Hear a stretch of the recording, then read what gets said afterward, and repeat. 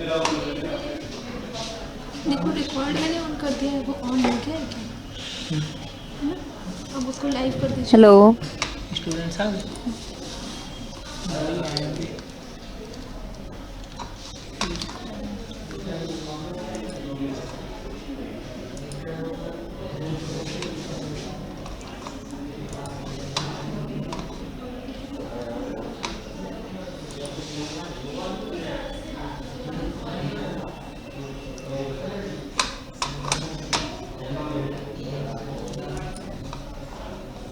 Mute कर रखा है, इसने म्यूट कर रखा है।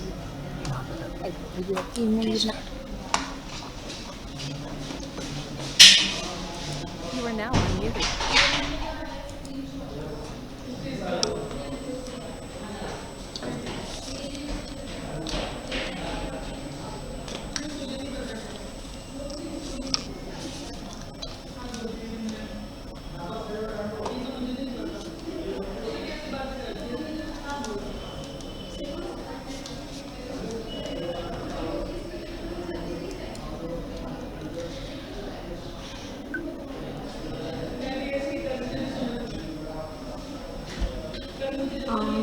Hello and good evening to all of you. First of all, let me know that am I audible properly? Yashika, Neha, Manu, good evening to all of you, and please let me know if I am audible properly. Okay.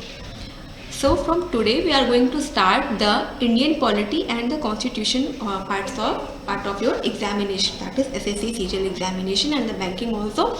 So in this part we will discuss about the polity of our country, that is India, and the constitution of our nation, right? So we will discuss it from very basics, and side by side we will make our concepts very clear, right? So when we first talk about Indian polity and the constitution, first of all we have to understand what do we mean by the polity. Okay, so Vishal, Yashika, Prapti, Manu, all of you, good evening. So first of all, when we start to begin with the Indian polity and the constitution, first of all we have to be clear what do we understand by polity, right? So what do we mean by polity? Polity means how a state will be ruled. मतलब a state, एक state में या एक देश में कैसे rules follow होंगे उसको हम क्या कहते हैं? पॉलिटी. ठीक है? In a country how rule will be formed and how the nation will be govern, that is known as polity, right? And what do we mean by the constitution? So actually we are dealing with the Indian polity and the constitution now. So first of all let us clear what do we mean by Indian polity, and then we will clear what do we mean by Indian constitution. So constitution means the set of rules, right? Constitution means the set of rules according to which nation is governed. Okay, so kindly write down Indian polity. Please write down in a heading Indian polity. Please write down Indian polity. Indian polity means how a state will be ruled. How a state will be ruled. Now next write down what is constitution. Write down. Please write down what is constitution. Constitution is the basic laws. Constitution is the basic laws or rules of a country or organization. Constitution is the basic laws or rules of a country or organization. Written? Written? Okay. So for any topic, for any subject, not only polity, for your economy, for your geography, and for the polity as well, for preparing these statics, for preparing these subjects, we have to follow two approach, right? Actually the subject is divided in two parts. First part is known as the static part, right? So what do we mean by static part? Static part means the part which cannot be changed. Okay, if we are appearing this year, then the part is remain same, and if we are appearing the next year or the year in 2022, this part will not be changed, will not going to be changed. So that is known as the static part. Static part, suppose we cover it via example. Suppose in our question it asked which article of the Indian Constitution had provided the manner of president election.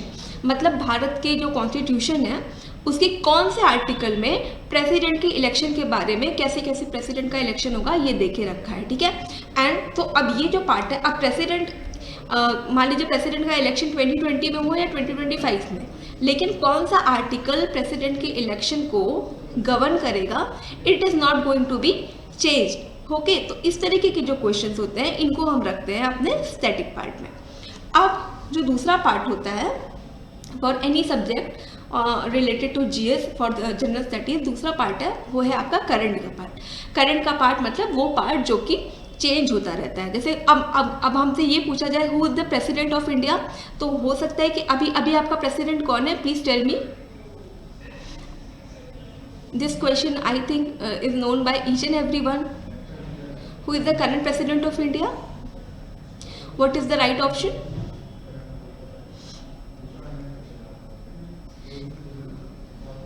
Neha, Manu, Shrutika Sharma, who is the current president of India?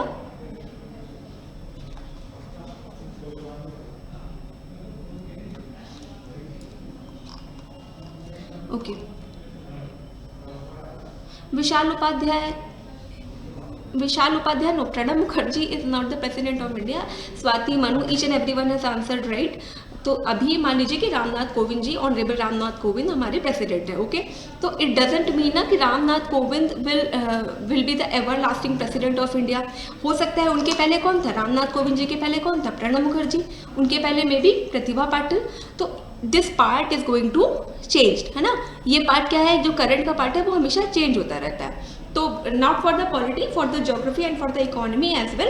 तो किसी भी subject जो humanities के subject है इनके दो part होते हैं, स्टैटिक पार्ट और करंट पार्ट। स्टैटिक पार्ट जो कि चेंज नहीं होगा और करंट का पार्ट जो कि चेंज होते रहता है, ठीक है।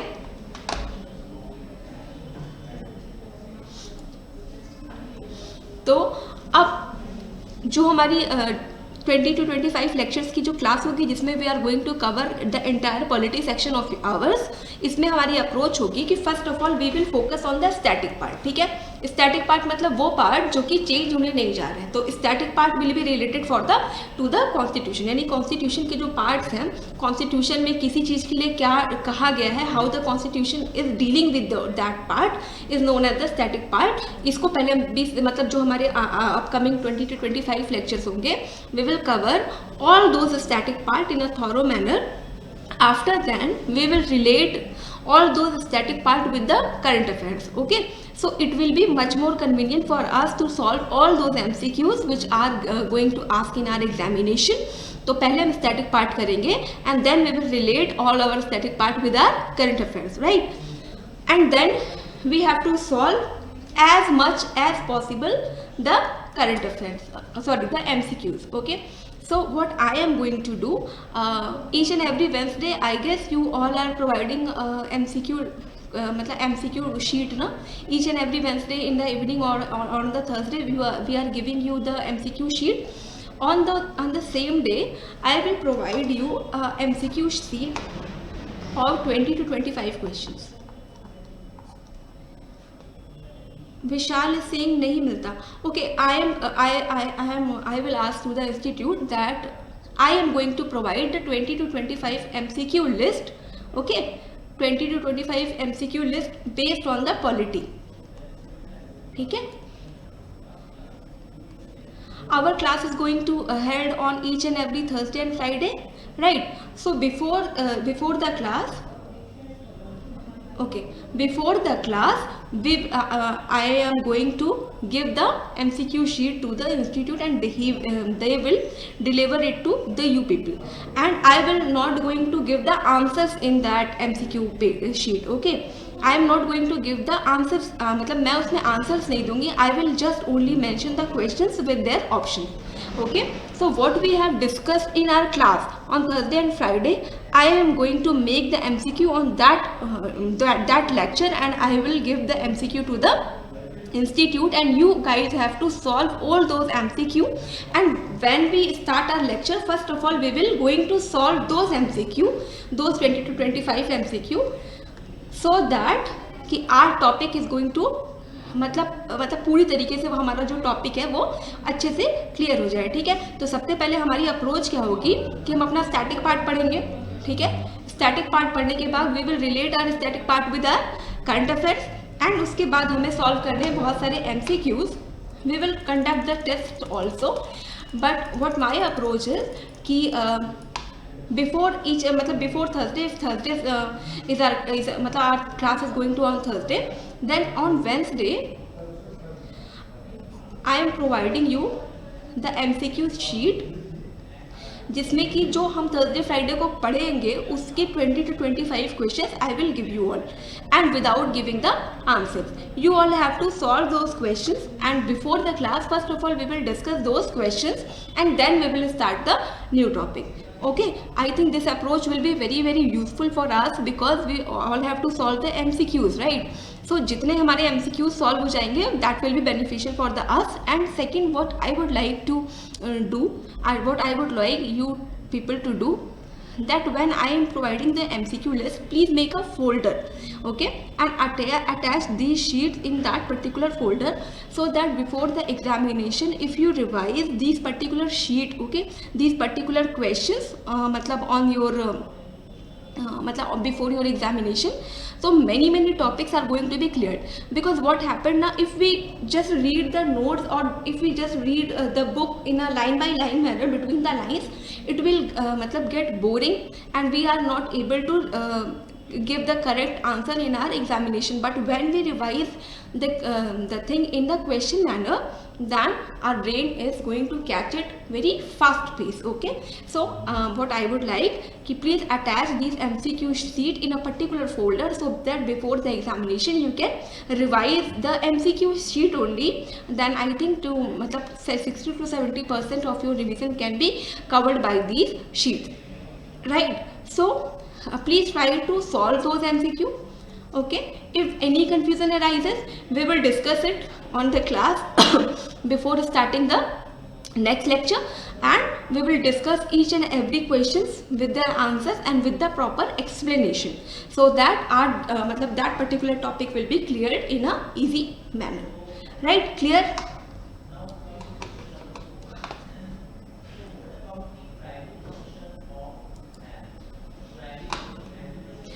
So for today we are going to discuss our planning, मतलब planning for the coming 20 to 25 days, that how we are going to cover our polity syllabus in the upcoming lectures, right? So we are dealing with two things.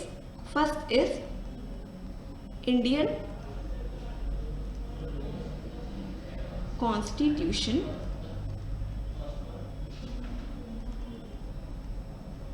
and second is the polity, right? So as we have learned that polity, what we understand by polity means how the nation will be governed, and the nation will be governed by some kind of rules, right? So those rules are mentioned in the constitution, so we have to cover both the Indian Constitution and the polity, right? So what is the plan for our upcoming lectures? First of all,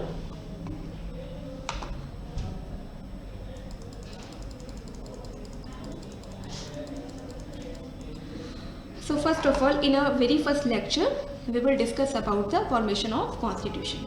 Actually what happened that please do not write anything when I am going to ask you the matlab to write, then only you have to write. And it's my request to all of you that please do not try to mug up all the facts, because in the examination you will get confused and the question will be wrong for you. So first of all, try to get a thorough idea of the subject so that each and every question can be tackled very easily. So when I am going to say to write, then only write, otherwise listen the lecture very carefully, right?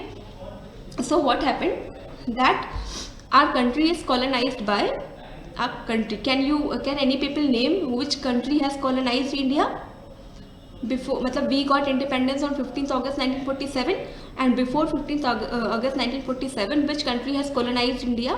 Can anyone of you tell me? Manisha, Adarsh, Divya, Indrani, can anyone of you tell me which country has colonized India?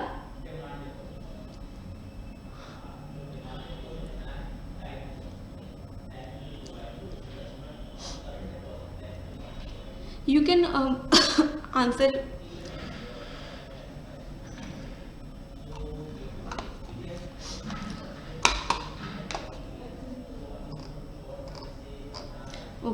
Okay, Manisha, Neha, Manu. Okay, East India Company. Okay, Adarsh, Swati. देखो, I am asking the country. Which country has colonized India? So the country is Britain, right? And Adarsh and Swati, they have answered the EIC, that is East India Company. So East India Company is a company of the Britain. So when I am asking the country, you will have to answer me Britain. And which country, मतलब which organization or which company has colonized, that is EIC, right? So before 15th August 1947 our country is colonized, right? So our all rules and regulations are framed by the Britishers, right? So what happened that when India got the freedom, so we will have to form certain kind of rules according to which our nation has to rules and regulate it. So our constitution makers has formed a document, a set of rules which is known as our constitution. So in this lecture we will understand that how our constitution has got formed by our constitutional maker. Okay, so in this lecture we will connect our polity with your, मतलब some kind of your some parts from your Indian history, modern Indian history. Can any one of you tell me that have you all completed your modern history section? Have you all completed your modern history section? We are still at ancient history. Okay, no problem at all. We will discuss only some parts of our modern history so that we can correlate. Because what happened now, कि our country is colonized मतलब by Britain, and on 15th August 1947 when India got independence, then how the rule has formed. मतलब कि पहले क्या था, what was earlier, और उसके बाद कैसे कैसे हमारा जो रूल है वो फॉर्म होता गया. हमेशा जो रूल्स होते हैं वो हमेशा बनाए जाते हैं लोगों के हिसाब से, ठीक है. तो उस टाइम जब when India was colonised, at that time the rules was according to the Britishers, because they will make the rules only for their welfare. So when the nation got मतलब when the जब ये शुरुआत हो गई कि that we will be free from this colonialism, तो फिर हमारा जो कॉन्स्टिट्यूशन है वो बनना शुरू हुआ.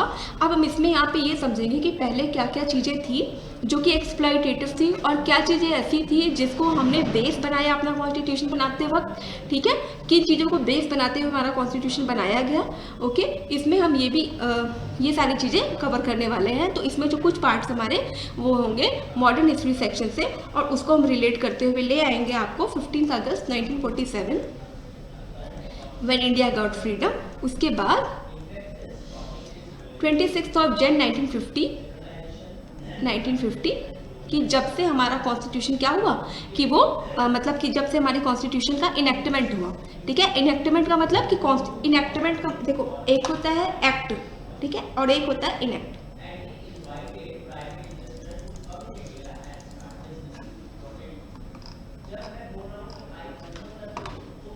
No Manisha, Divya no, Adarsh no, what no. अच्छा, हिस्ट्री. ओके नो, हाँ, no worries. Okay, we will मतलब we just cover the very मतलब basic parts of our history. That is not the history actually, that will cover in the polity always, but some parts are related with the history, but it doesn't make any problem. We will cover it in a thorough manner, ठीक है. तो हम इसके बाद 15 अगस्त 1947 को जब हम India got freedom, उसके बाद 1950 को हमें क्या हुई, मतलब 26 ऑफ जन 1950 से हमने अपना जो हमारी कॉन्स्टिट्यूशन है वो इनएक्ट मतलब कि वो पावर में आ गई है, ठीक है. एक्ट का मतलब होता है कि वो लागू हो गई. इनएक्ट का मतलब होता है जब उसको प्रेसिडेंट ने साइन कर दिया. जब किसी एक्ट को प्रेसिडेंट ने साइन कर दिया, that is known as enactment, ठीक है. तो 26 जन से जो हमारा constitution has came into the power, तो यहाँ पे जो फॉर्मेशन ऑफ कॉन्स्टिट्यूशन वाला सेक्शन है इसमें ये सारी चीज़ों को कवर करने वाले हैं। सेकेंड पार्ट है कॉन्स्टिट्यूएंट असेंबली। अब कॉन्स्टिट्यूएंट असेंबली में हम क्या पढ़ने वाले हैं कि if there is constitution then there is definitely a constitutional makers also, ठीक है। तो जब कॉन्स्टिट्यूशन है तो कॉन्स्टिट्यूशन बनाने वाले भी रहे होंगे।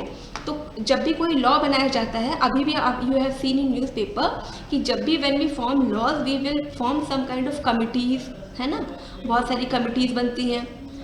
We have different kind of report, ठीक है, बहुत सारे रिपोर्ट्स को सामने रखा जाता है, सर्वेस किए जाते हैं, ठीक है।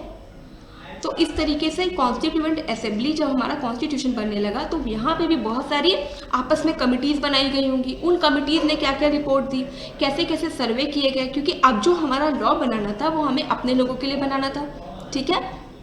तो हमने कॉन्स्टिट्यूएंट असेंबली के बारे में थोड़ा सा जानना है। व्हाट द क्वेश्चन मतलब ask in the examination of the constituent assembly. Suppose कभी कभी वो आता है ड्राफ्ट कमीशन में कौन कौन था, ठीक है। इस तरीके की चीज़ें जो है factual information is asked in our examination, so we will cover it in the constituent assembly section, ठीक है। In the next lecture we will cover the sources of our constitution, ठीक है। अब we are colonised by the Britain, ठीक है। Then when we start to make the constitution for our nation we have taken the sources from various other countries as well, ठीक है।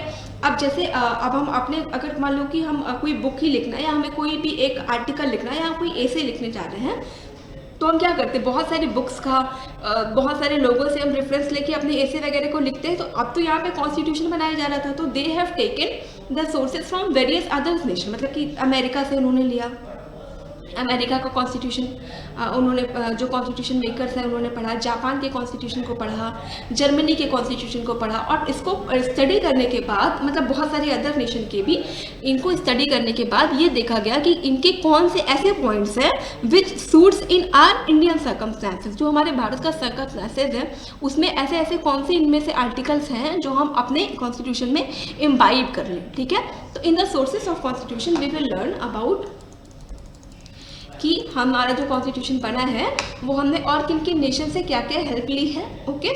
इसके साथ साथ ब्रिटेन हमें गवर्न करता था, तो क्या मतलब ब्रिटेन की सारी पॉलिसीज़ ख़राब थी या क्या पॉलिसीज़ अच्छी थी जिसको हमारे इंडियन कॉन्स्टिट्यूशन मेकर ने हमारे प्रेजेंट इंडियन कॉन्स्टिट्यूशन में डाला है, ठीक है। फिर in the next section we will discuss about the parts, ठीक है। अब कॉन्स्टिट्यूशन एक बड़ा डॉक्यूमेंट है, constitution is a book, rule of book, ठीक है। अब जैसे हमारी कोई नॉर्मल टेक्स्ट बुक होती है तो उस वो जो नॉर्मल टेक्स्ट बुक है it is divided into chapter, same way हमारा जो कॉन्स्टिट्यूशन है वो डिवाइडेड है बहुत सारे पार्ट्स में। अभी इसमें 25 पार्ट्स हैं, ठीक है। तो जो ये कॉन्स्टिट्यूशन के पार्ट्स हैं वन बाय वन कि किस पार्ट में क्या चीज़ें हैं, आपके जो एग्जाम में है कभी कभी ये सारी चीज़ें आपके मैचिंग में आ जाती है। Part 1 is related to, part 2 is related to and you will have to match, okay. तो इसमें हमें ये समझना है कि हमारे इंडियन कॉन्स्टिट्यूशन में में कितने कितने पार्ट हैं। इसमें भी you will not have to mug up all those parts. when we discuss in our class, then all the things will be cleared, and when we deal with our MCQ, then there is no need to mug up all those facts. Everything is मतलब be in your head, okay। Parts को deal करने के बाद हम आ जाएंगे अपने preamble पे, ठीक है। Now what do we understand by preamble. जैसे suppose you buy a mobile phone और you buy any gadget from the shop, so each and every gadget come with a manual, है ना, कि अब ये गैजेट के बारे में समझाया जाता है जिसमें ये बताया जाता है कि गैजेट को आपको रन कैसे करना है। सेम वे हमारा जब इंडियन कॉन्स्टिट्यूशन शुरू होता है तो उसकी शुरुआत होती है प्रियम्बल से। अब इस प्रियम्बल में क्या चीज़ है, ये हमें गोल्स को बताता है, ये हमें ऑब्जेक्ट्स को बताता है कि मतलब हमारे जो कॉन्स्टिट्यूशनल मेकर हैं उनके दिमाग में ऐसा क्या रहा होगा कि मतलब हम अपने लोगों को क्या देना चाहते हैं, what they are decided to make our constitution be like, हमारा जो इंडिया होगा वो आगे कैसा होगा। So these goals are written in the preamble, ठीक है। तो सबसे पहले हम इसमें समझेंगे प्रियम्बल के बारे में and then we will discuss about the part wise. हम अब अपने डिस्कशन शुरू करेंगे, तो पहले हम समझेंगे अपने पार्ट 1, पार्ट 2। पार्ट 1 में ये देखना है कि पार्ट 1 क्या कहता है कि इंडिया कैसा है, ठीक है। एक तो ज्योग्राफिकल एंटिटी होती है कि हमारा जो मैप के हिसाब से हम समझते हैं इंडिया कैसा है, लेकिन कॉन्स्टिट्यूशन ने कैसे डिफाइन किया है कि हमारा इंडिया क्या होगा। तो दैट इज मतलब कि सपोज कि मान लो कि आज हमने वॉर हो गई और हमने पाकिस्तान को इंडिया में एनेक्स कर लिया, तो कैसे पाकिस्तान के लोग भी मतलब पाकिस्तान के जो रीजन्स हैं वो कैसे इंडिया के पार्ट बनेंगे, ठीक है।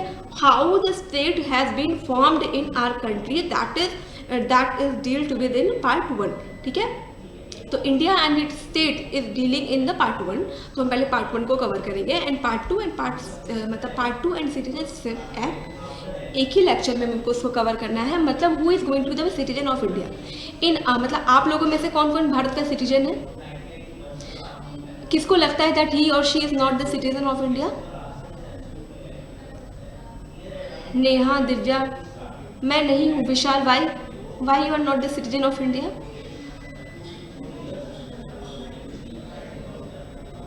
इंद्रानी, नेहा, स्वाति, आप में से कौन इंडियन सिटीजन नहीं है and how the citizenship is defined in our country?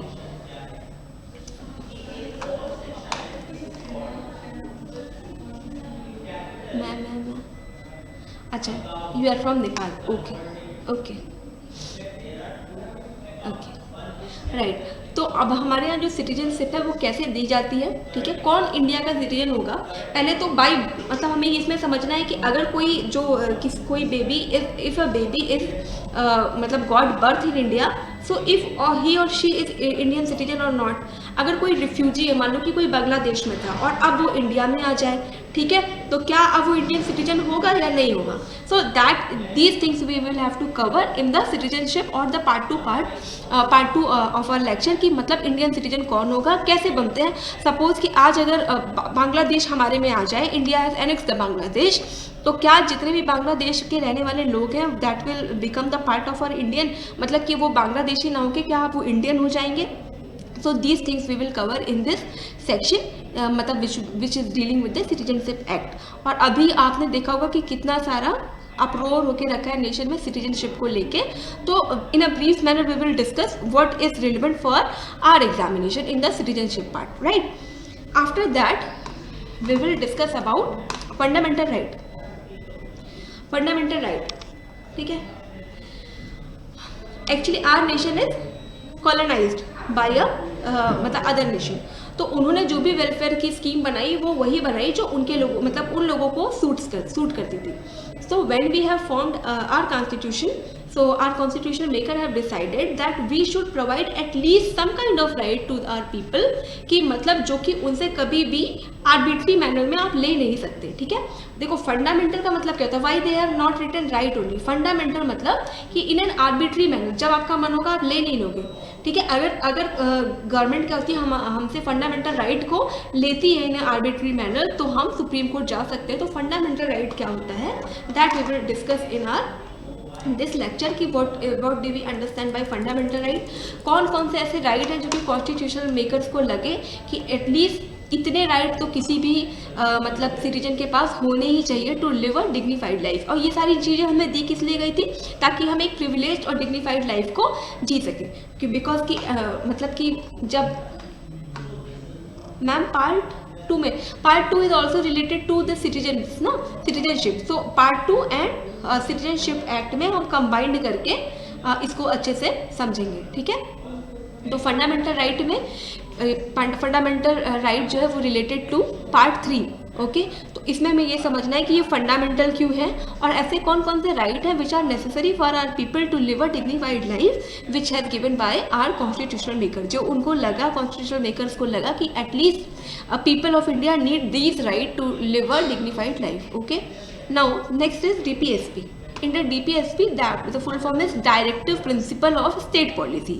अब यहाँ पे क्या किया गया, यहाँ पे जो राइट दिए गए वो दिए गए सिटीजन्स को, ठीक है। और directive principle of state policies में जो राइट मतलब यहाँ पे डायरेक्शन दी गई, नाम ही है directive principle of state policies. अब यहाँ पे ये गवर्नमेंट को ये बताया गया कि how you will have to make law for the people of India, लोगों के वेलफेयर में आप लॉ कैसे बनाओगे, ये चीज़ें हमें बताई गई अपने हमारे डायरेक्टिव प्रिंसिपल्स में कि how state will form the law for the welfare of our citizens. ठीक है, तो ये सारी चीज़ें हमको डीपीएसपी में कवर करनी है। डीपीएसपी में हम ये भी समझेंगे कि इज इट इज़ इन्फोर्सिएबल और नॉट। अगर मान लो कि something is necessary for me but state is not fulfilling my those wants और those desires, so can I go to the supreme court that state is not doing such things in my welfare. तो ये सारी चीज़ें हमको समझना है हमारे DPSP part में। क्लियर?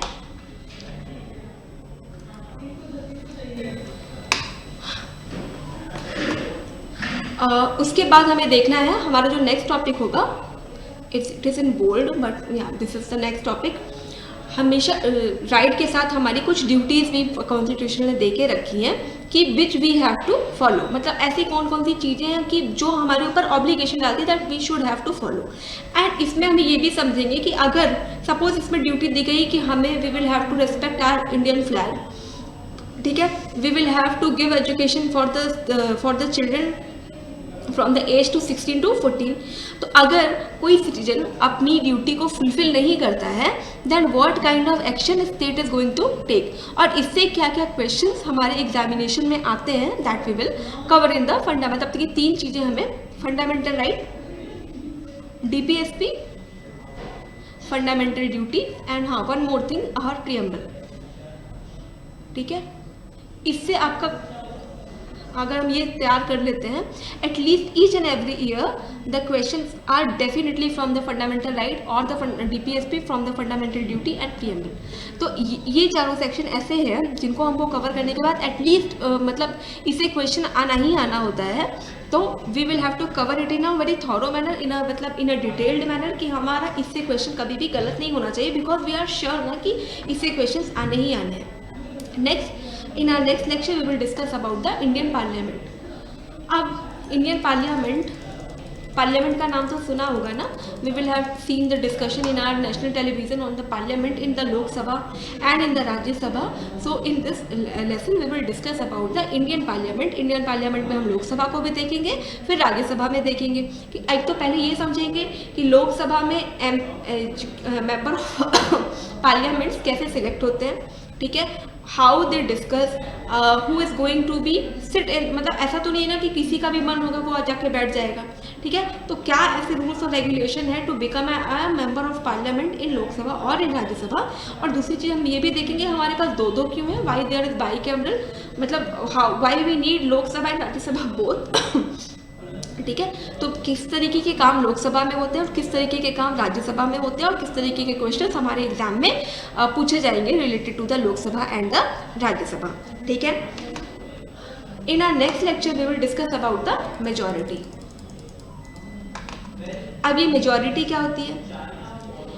जब भी कोई किसी चीज़ के ऊपर हमें लॉ बनाना होता है, कोई भी कानून बनाना होता है, तो सबसे जब उसको कोई मेंबर, जब कोई मिनिस्टर लोकसभा में या राज्यसभा में लेके आता है, प्रपोज करता है, सपोज कि हमें मान लो कि लॉ बनाना है फूड सिक्योरिटी के ऊपर, ठीक है।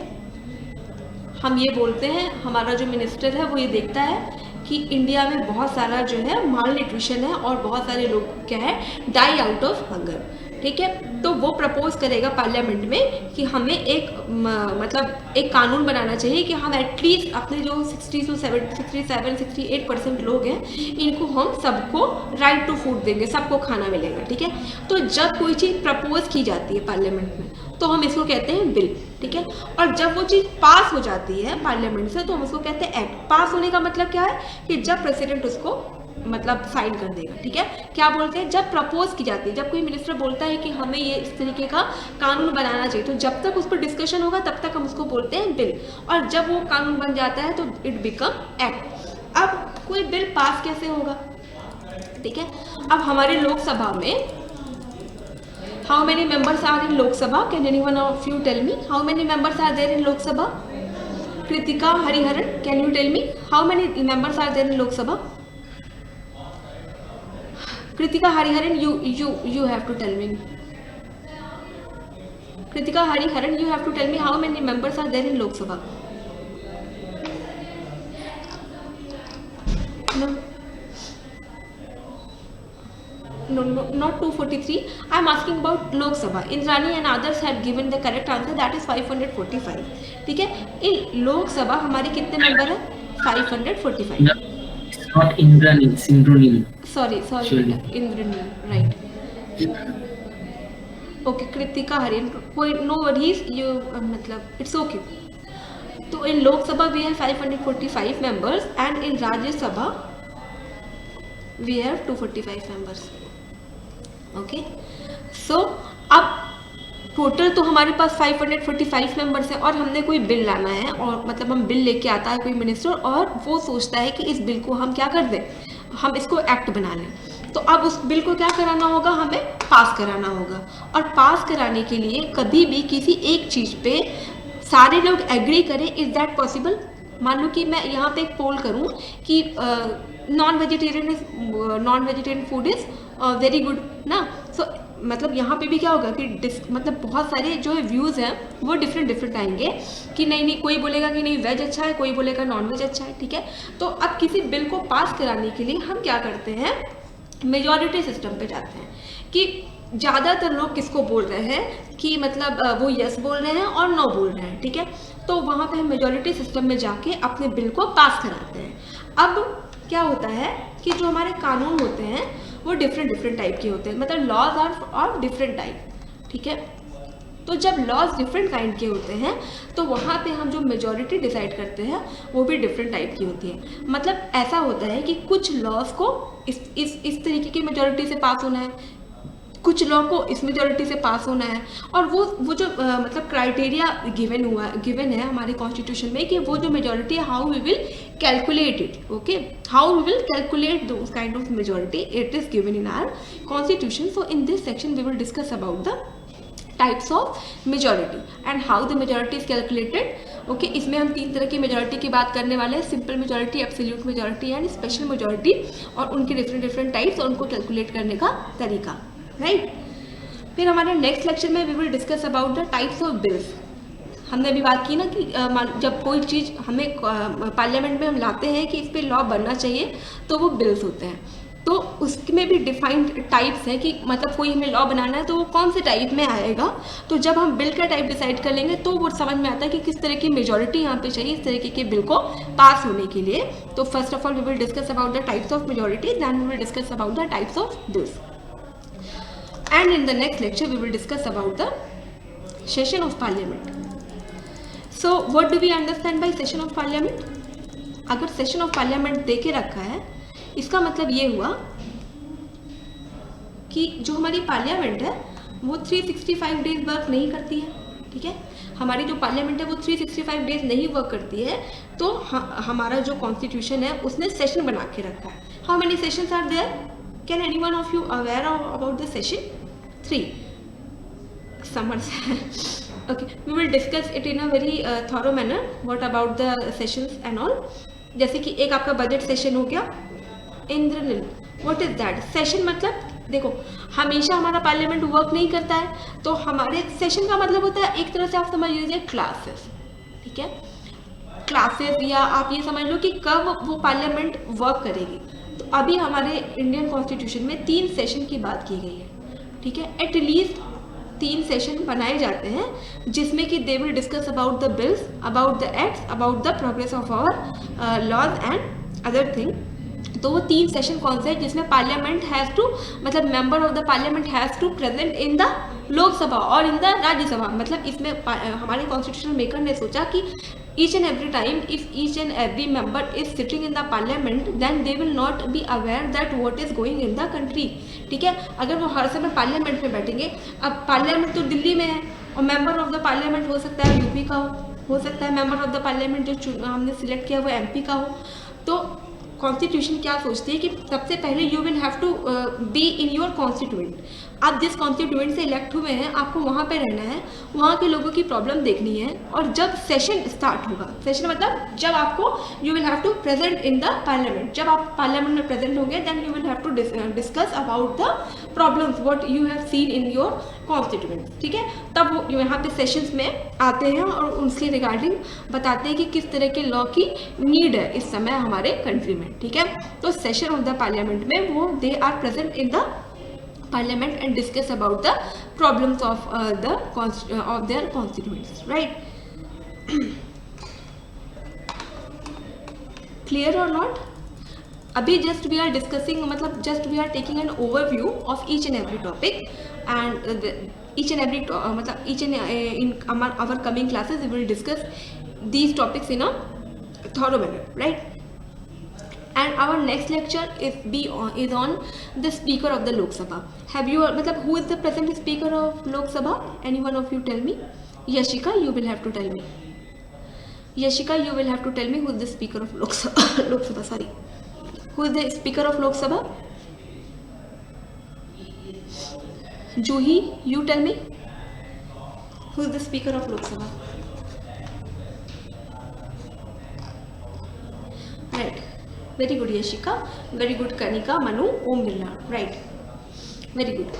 So अब स्पीकर ऑफ द लोकसभा का क्या काम है, ठीक है? अब इसमें हमें क्या क्या समझना है, हमारे एग्जाम में जो क्वेश्चंस आते हैं वो कैसे आते हैं कि स्पीकर के बारे में कॉन्स्टिट्यूएंट असेंबली मतलब कॉन्स्टिट्यूशन का कौन सा आर्टिकल है जो स्पीकर के बारे में बोलता है, ठीक है?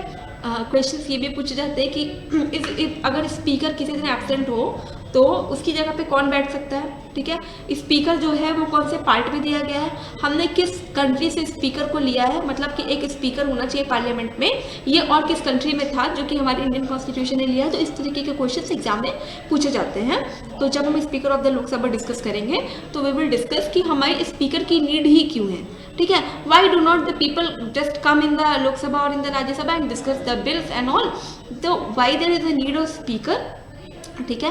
Why there is a need of speaker in our Lok Sabha and which article is governing the speaker and all. So these things we will discuss in the speaker of the Lok Sabha, right? Then we will discuss about the Rajya Sabha. We have two मतलब parliament है, parliament में दो bodies आती है, एक तो लोकसभा और दूसरी है राज्यसभा। सो यहाँ पे हमें देखना है, एक तो हमने समझ लिया लोकसभा में कौन होते हैं, स्पीकर, ठीक है? लेकिन राज्यसभा में होते हैं चेयरमैन, ठीक है?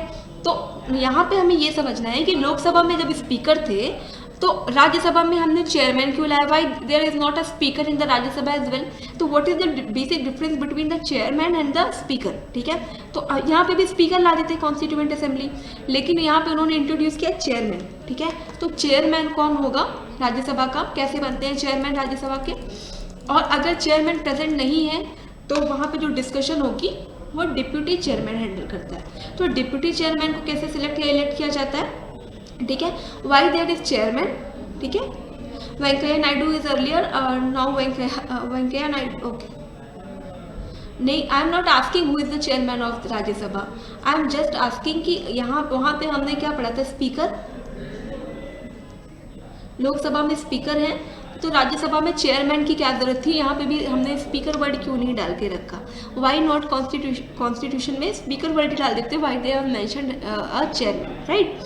और तो चेयरमैन अगर मान लो कि किसी दिन चेयरमैन प्रेजेंट नहीं है तो उनकी जगह पे डेप्यूटी चेयरमैन बैठेंगे। तो डेप्यूटी चेयरमैन को कैसे सिलेक्ट करते हैं राज्यसभा में, इसको समझना है, ठीक है? और जो हमारे वाइस प्रेसिडेंट होते हैं हमेशा वही राज्यसभा के चेयरमैन बनते हैं। तो वो क्या सिस्टम है, अगर वो वाइस प्रेसिडेंट ही चेयरमैन है राज्यसभा के तो हमें यहाँ पे ये समझना है, अक्सर इस पर क्वेश्चन भी आता है कि if someone is chairman of Rajya Sabha then he और she must be the vice president of India.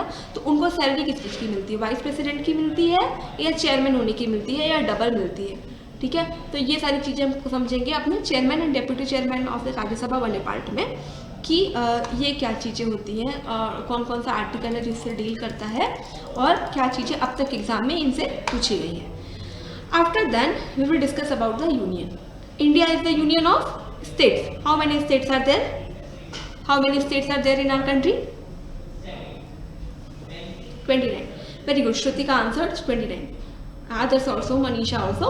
तो 29 स्टेट। तो अब इंडिया में जो 29 स्टेट है तो यूनियन ऑफ इंडिया कितने स्टेट से मिलके बना है? 29 स्टेट से मिलके हमारा यूनियन बना हुआ है। तो इसमें हम समझेंगे कि स्टेट्स यूनियन टेरिटरीज कैसे कैसे, अगर मान लो कि अभी कुछ दिनों पहले क्या किया गया था कि आंध्र प्रदेश को डिवाइड करके एक तेलंगाना बना दिया गया था, राइट ना। तो अगर हम मतलब इस तरह से डिवाइड करके कैसे स्टेट्स और अदर स्टेट बना सकते हैं, या हमने किसी पार्ट को एनेक्स कर लिया तो वो कैसे हमारे इंडिया का पार्ट बनेगा, that we will discuss in a union part, ठीक है। This is very important chapter actually for the exam point of view, the union section. Then here comes the 60% part of the polity ना। सबसे पहले इसमें हम discuss करेंगे about the president. अब जब प्रेसिडेंट पार्ट हम डिस्कस करेंगे तो इसमें हम ये सारी चीज़ें देखेंगे कि who can be the president of India, मतलब कि क्या क्या क्राइटेरियाज होंगे to be the president of India. मतलब सपोज आई एम ख्याति करे, can I be the president of India, am I able to be the president of India or not, we will check in the president part, ठीक है। ये कौन भारत का president बन सकता है, ठीक है। और प्रेसिडेंट को जब हम इलेक्ट करते हैं, you have seen that we are not going to elect for the president. कभी देखा है कि प्रेसिडेंट का चुनाव होने जा रहा है और हम और आप जाके वोट डालें, we are just selecting our member of representative and member of legislative assembly. तो प्रेसिडेंट का इलेक्शन कैसे होता है, ऐसा तो नहीं कि जिसको सरकार का मन होता है वो प्रेसिडेंट बन जाता है, या इलेक्शन होता है। इलेक्शन होता है तो कौन से लोग ऐसे हैं जो प्रेसिडेंट के लिए वोट डालते हैं, ठीक है। इसमें हम ये भी डिस्कस करेंगे कि हमें प्रेसिडेंट की नीड क्यों है, ठीक है। Why India needed a president, इसमें ये भी डिस्कस करेंगे कि प्रेसिडेंट का काम क्या है। और प्रेसिडेंट अगर मान लो कि कभी ऐसा हो जाता है कि president is involve in such kind of मतलब माल प्रैक्टिसेस, तो उसको कैसे हटाएंगे, उसको जो हटाने का तरीका होता है उसको हम इम्पीचमेंट कहते हैं, ठीक है। उसको हम इम्पीचमेंट कहते हैं। एग्जाम में शायद एक बार इस पर क्वेश्चन भी आ चुका है कि जिस प्रोसेस से प्रेसिडेंट को हटाया जाता है उसको क्या कहते हैं, ठीक है। The process is known as impeachment, ठीक है। तो इसमें हम ये सारी चीज़ें समझेंगे। प्रेसिडेंट है जब हमारे पास, in the next part we will discuss what is vice president and why our country needed vice president. अभी हमने ये भी देखा कि जो वाइस प्रेसिडेंट होता है वही राज्यसभा का क्या होता है, चेयरमैन भी होता है। तो इन दोनों का रिलेशन यहाँ पे समझेंगे। पहले हम राज्यसभा का चेयरमैन समझ लेंगे, देन जब वाइस प्रेसिडेंट हम पढ़ेंगे then we will relate it. After then we will discuss about the prime minister and the council of minister, ठीक है। क्यों प्राइम मिनिस्टर की पोस्ट इतनी इंपॉर्टेंट है and what do we mean by council of minister. Suppose कि हमने किसी को चुना, अगर वो हमने अपने किसी हमारी कॉन्स्टिट्यूएंट असेंबली से हमने चुना, तो वो तो हुए मेंबर ऑफ द पार्लियामेंट। अब लोकसभा में कितने मेंबर ऑफ पार्लियामेंट है, अभी हमने देखा ना कि 545 मेंबर ऑफ पार्लियामेंट है। तो क्या सारे member of parliament are the part of minister, क्या सारे मेंबर्स ऑफ द पार्लियामेंट को हम मिनिस्टर कह सकते हैं या नहीं कह सकते हैं। तो क्या मतलब क्या डिफरेंस है between member of parliament and between the minister, कौन होगा मिनिस्टर और कौन होगा member of parliament.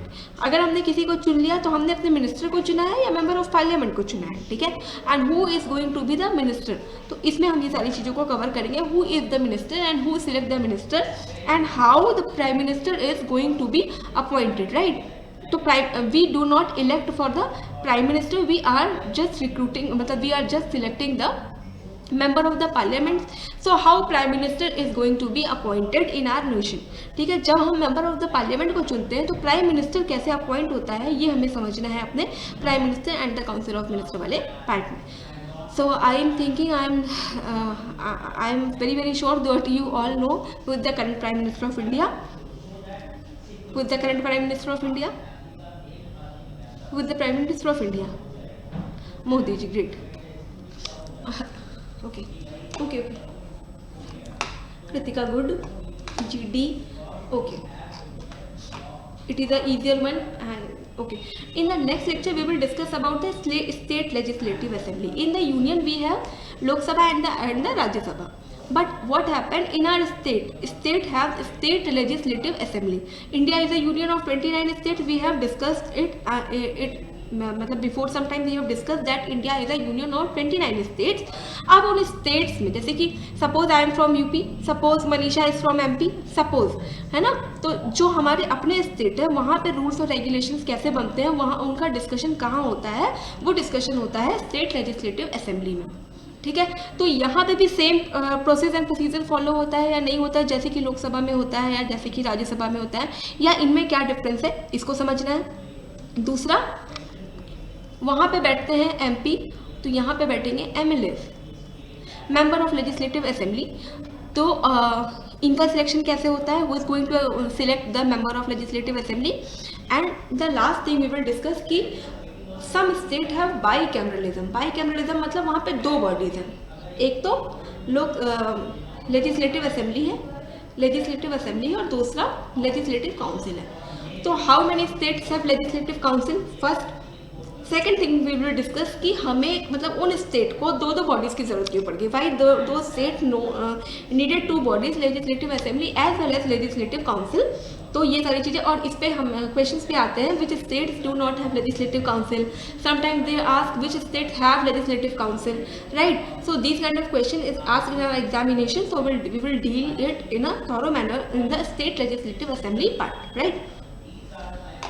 After then we will cover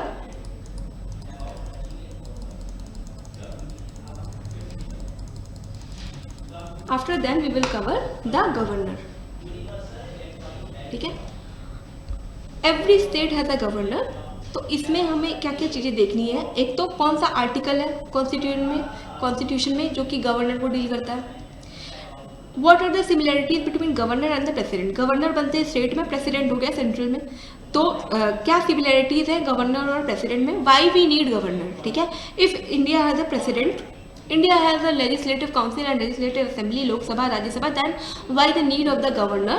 Why the need of the post of the governor? We will discuss in the governor part. And what are the functions governor performed in a nation? And in a last we will discuss what is the eligibility criteria to be a governor.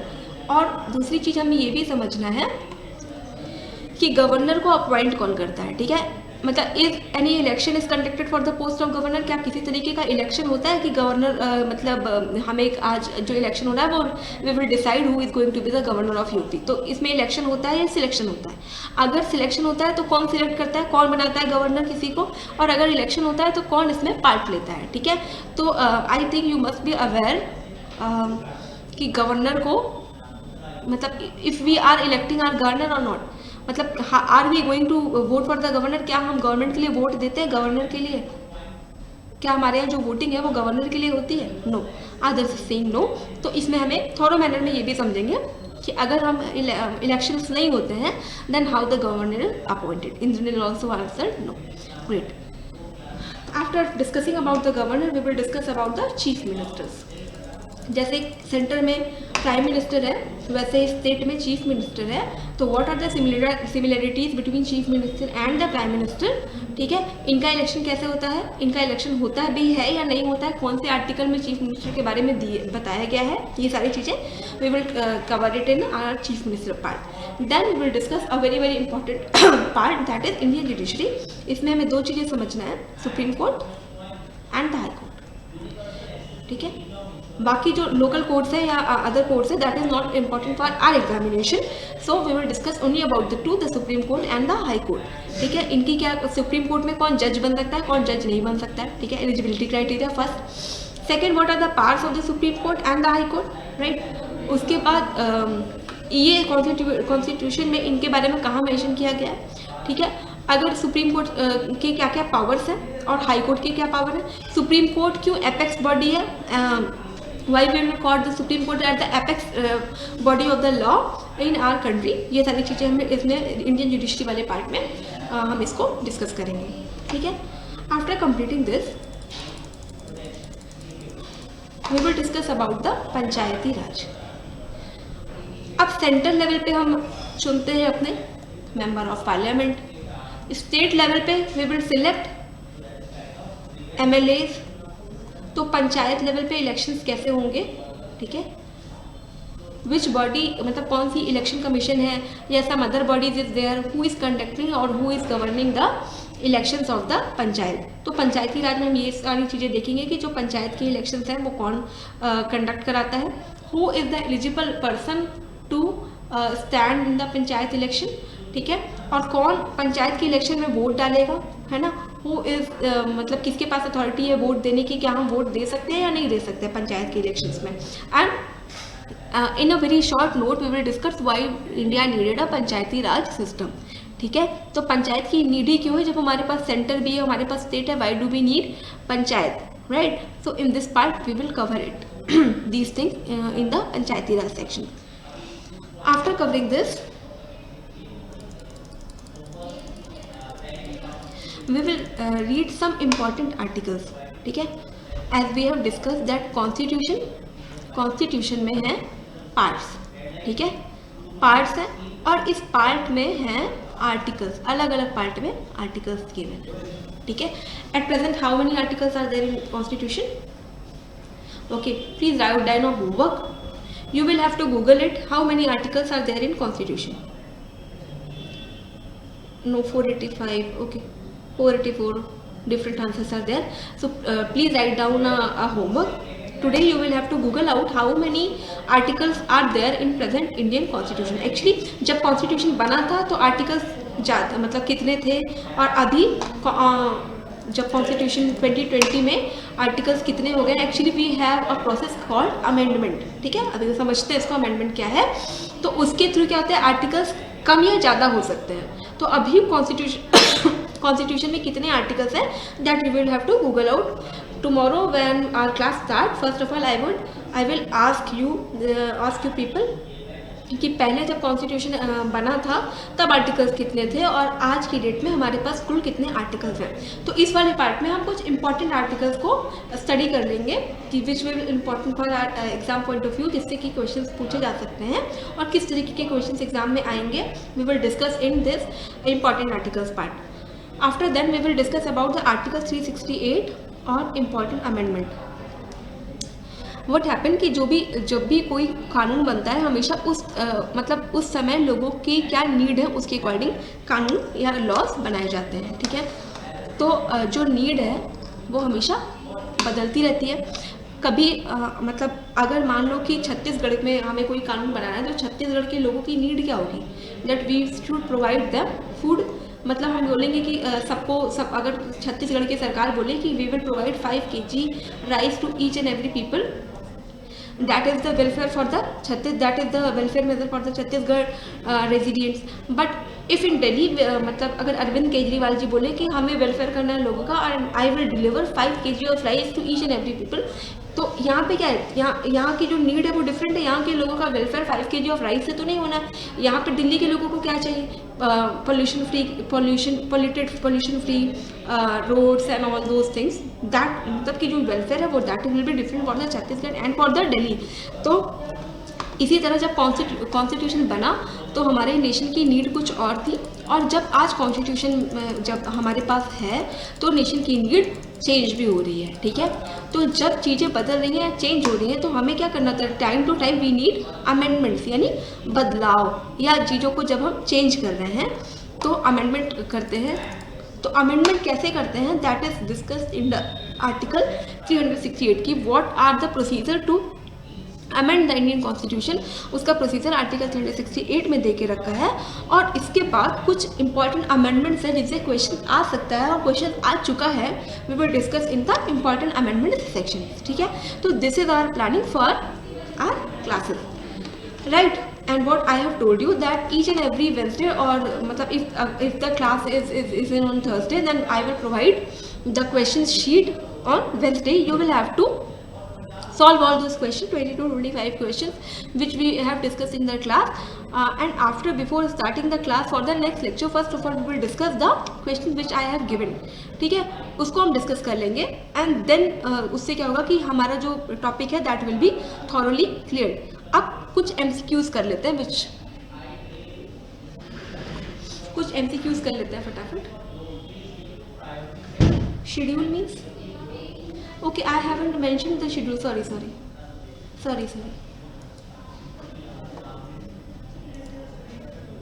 Okay, हाँ, ये schedule वाला रह गया. Actually what happened ना कि constitution, जब हमारा constitution बना तो इट बिकेम वेरी बल्की, ठीक है. वो बहुत बल्की हो गया था, लेकिन कुछ जो ऐसे आर्टिकल्स थे विच is dealing with the administrative part, ठीक है, जो एडमिनिस्ट्रेटिव पार्ट से डील कर रहे थे.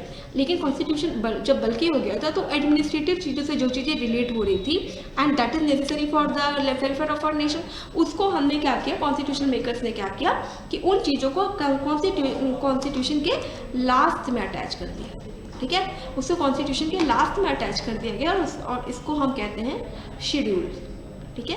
इसको हमने कहा शेड्यूल, जो कि कॉन्स्टिट्यूशन के लास्ट में अटैच किया गया है, ठीक है. और अभी हमारे how many schedules are there, there are 12 schedules, और शेड्यूल्स में क्या क्या चीज़ें हैं। एक्चुअली इसमें क्वेश्चन ज़्यादातर जो है मैचिंग में आते हैं कि मतलब शेड्यूल 1 में क्या है, शेड्यूल 2 में क्या है, तो ये ज़्यादातर जो क्वेश्चन शेड्यूल से आते हैं वो मैचिंग में है, you will have to match, तो उससे आते हैं, that we will discuss it in the schedule. Okay, so what I'm telling is I will give you the question what I have Satyarth Rastogi, okay, they have told me that I will have to take the class for Thursday and Friday, and let me be sure that if the class is on the Thursday and Friday or not, but yeah, whichever day it is, मान लो कि Thursday को होती है class, तो Wednesday को हम आपको question, I will provide the question to the institute and that question you will have to solve. Okay, I am not giving here any answer, just the question. First of all, we will discuss the questions, right, and then we will start our lecture. तो उससे क्या होगा कि हमें जब भी हमारा exam होगा, we will just have to revise our MCQ and our topic will be cleared, right? Now फटाफट से क्वेश्चन सॉल्व कर लेते हैं। How many states are in India? ऐसे नहीं, I will ask the person and that person only have to answer. Juhi Singh, please answer. Juhi Singh, please answer the question number 1. How many states are in India? Juhi Singh. Good. 29. So option B is correct. Next.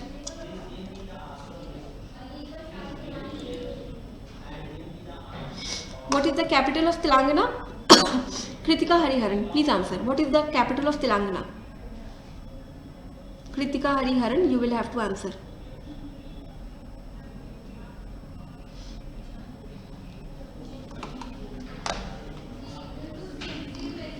Hyderabad. Very good. Indranil have also answered. So capital of Telangana is Hyderabad. Next, one more question. Who is termed as the first citizen of India? किसको हम भारत का पहला citizen कहते हैं? And this question has to be answered by no, don't answer. I will ask. Okay, Purvi Gupta. Can you answer who is termed as the first citizen of India? Purvi Gupta. Purvi President. Okay. So for today, I am wrapping up the session for today, and tomorrow we will study. Actually, we haven't written anything because the PPT has already shared with you all. तो उसमें आपको समझ में आ ही गया होगा कि हमारी planning क्या क्या है और कैसे कैसे हम चीज़ों को पढ़ने वाले हैं।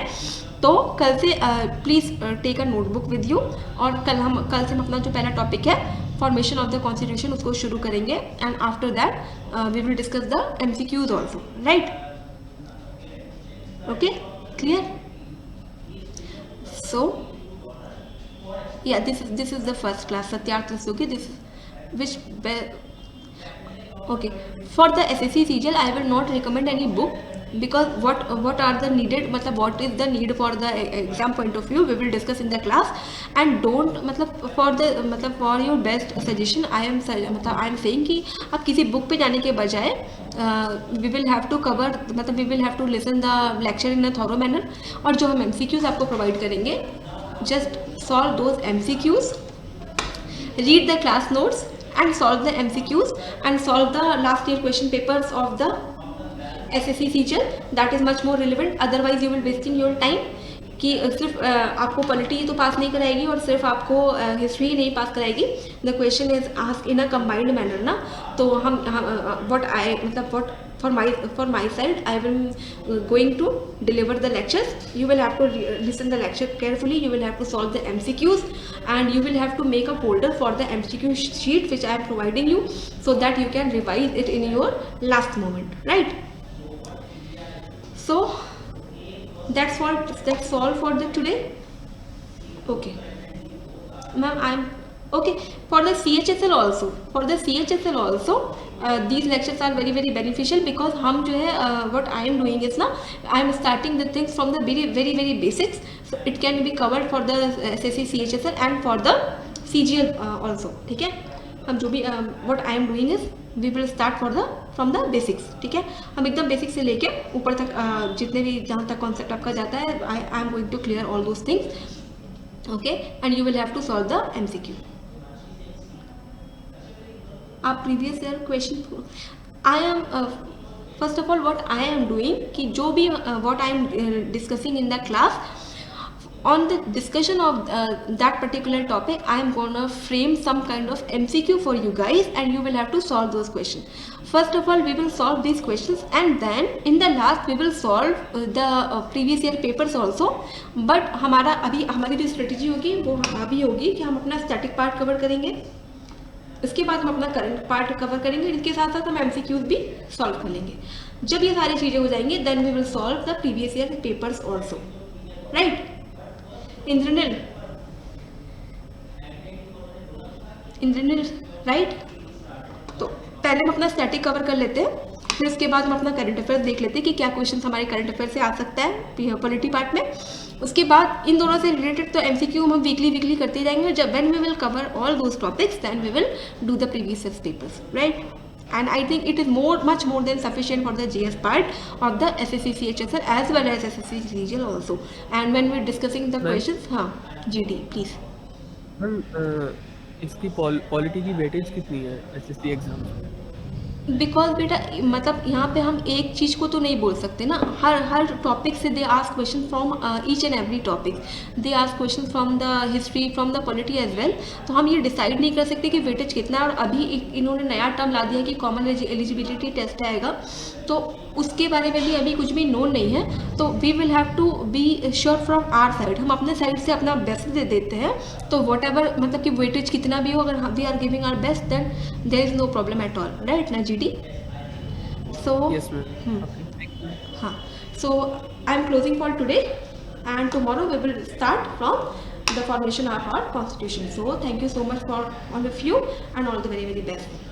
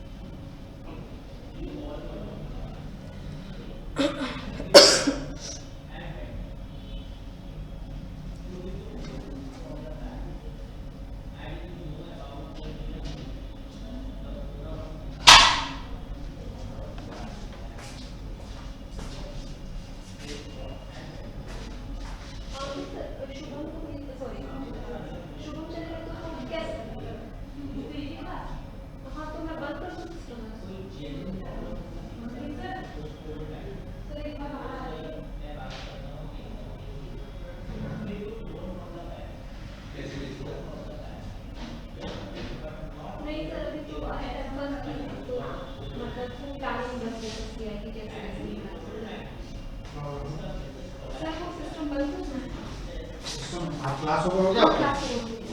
मैं बंद कर लेगा. Thank you.